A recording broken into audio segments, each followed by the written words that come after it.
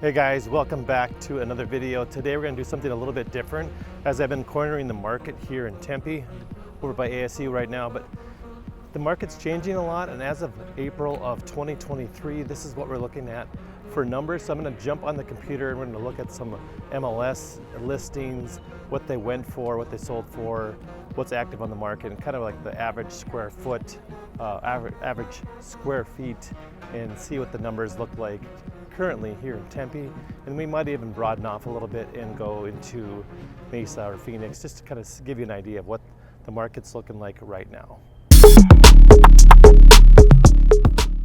So I'm back inside on the computer, and today, like I said, I want to walk through a little bit more of the data than walking around the neighborhoods. I noticed the market's changing pretty quickly now. It's as of right now, it's April of 2023.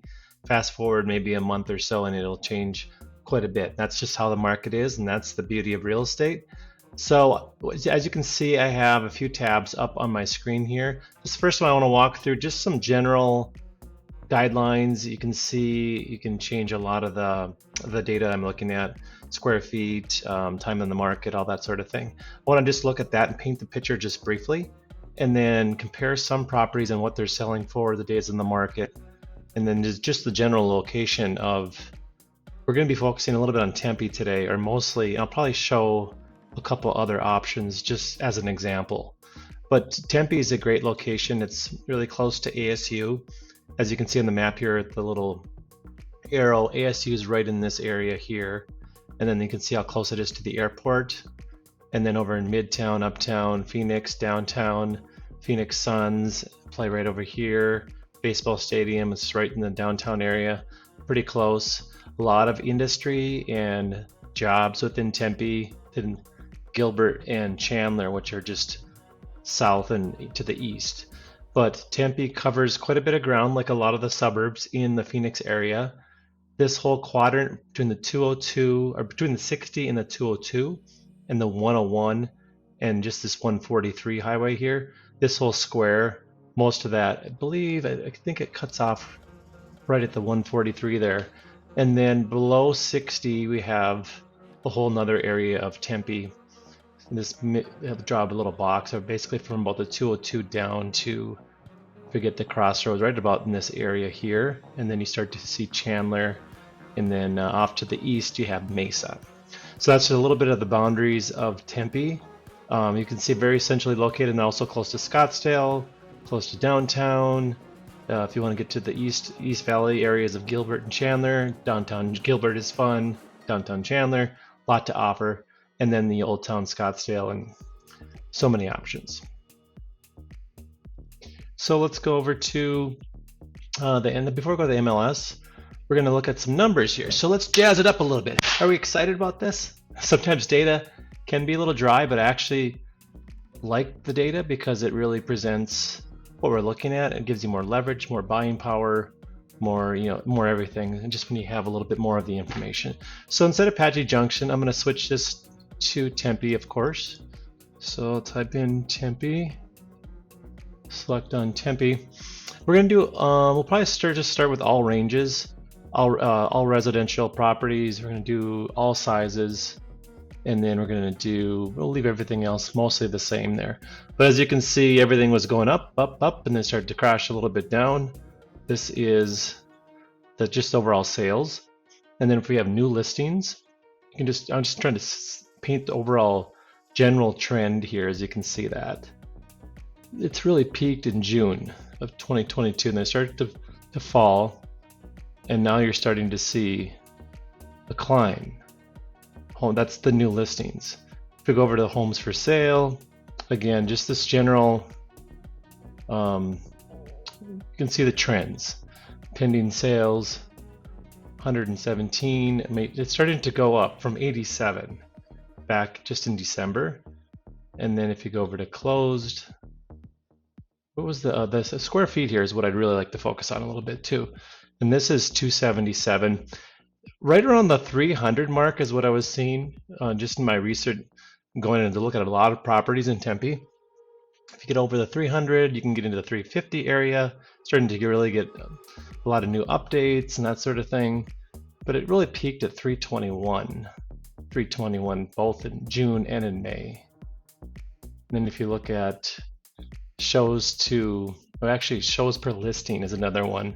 How many times do you expect to see someone run through your house? You're selling it before you can sell it. 8 right now, and it was peaking at 14 in February. So a lot of traffic. If you go back to, let's say June of 22, was right down in here, really 5. So that's pretty quick. A couple people in, make an offer and go. So that's just the general outline of kind of what that's looking like. And this is just the Tempe area. So let's jump over to MLS and just to see what that's looking like. I'm just going to do a general search. I'm going to type in Tempe, and then we're going to do, I'll do Tempe, and we're going to do just residential, and we'll do just active, and we'll take a look and see what that looks like. 134 properties in Tempe as of right now, April 19th, 2023. We'll go ahead and take a look here at the detail. And we'll randomly pick a few of these just to see how long they've been on the market. Here's 1953 Auburn. It's been on the market. You can see it looks, curb appeals, yeah, to me it's a little average. Looks like the garage doors maybe a little worn there, certain things like that. But this one is $251 per square foot. You can see that here. The 3 and a 2, 1,700, almost 1,800 square feet. Built in 73, no pool. Those are the key items. No pool. It has a double garage. So if you we can look at some pictures, but this one's on the market for 283 days, and it has dropped $50,000 from the original. We'll look at a few others here. What about this one?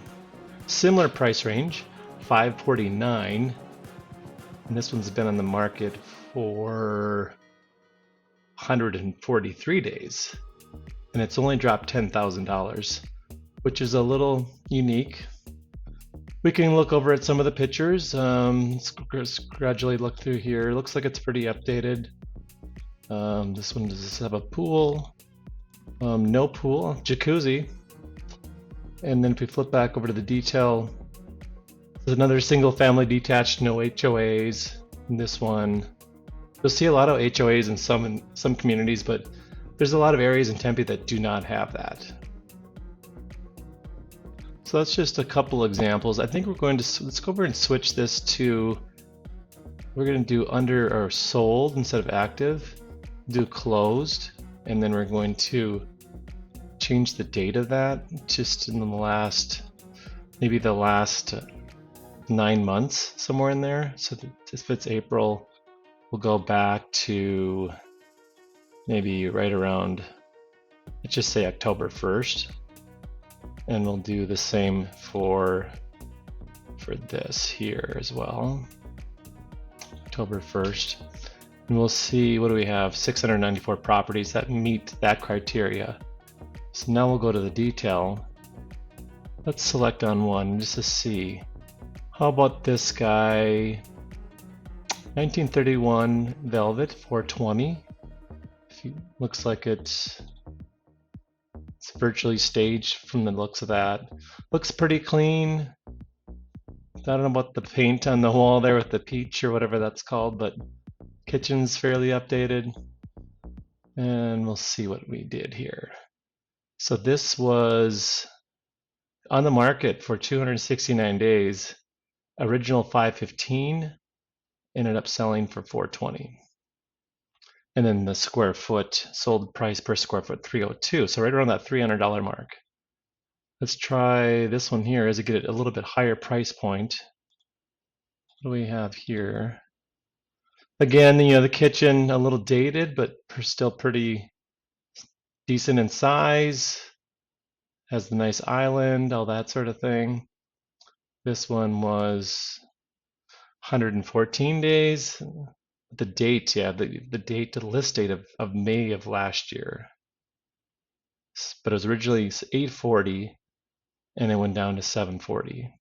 189 a square foot. That's pretty crazy. And this one does not even have a pool. One more example. How about this one? This one was sold in only 14 days. So 425, and it did still sell for less, 410. So it was still discounted.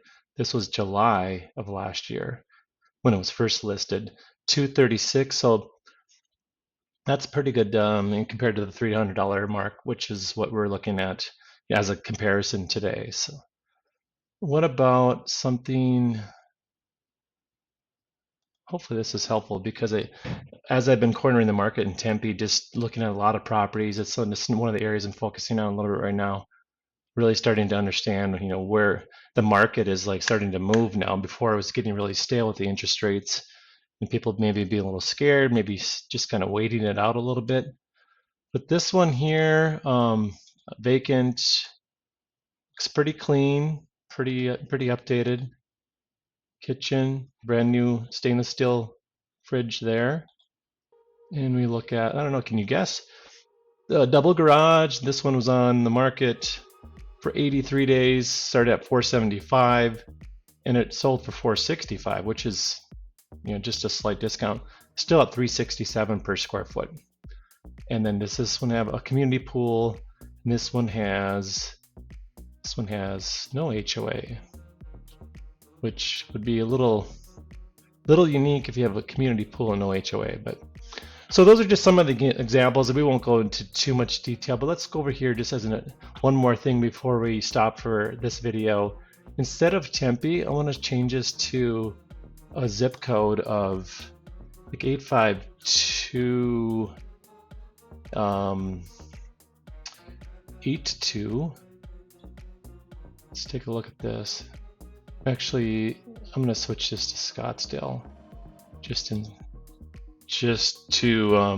Scottsdale is huge, as you probably are well aware, and it can vary greatly. But just as an example of the price per square foot, we're at 385, down from 431 at the peak of May in 22. So that's pretty crazy. And we have pending sales dipping down just a little bit. Slight curve is down, but it did recover here from December to February.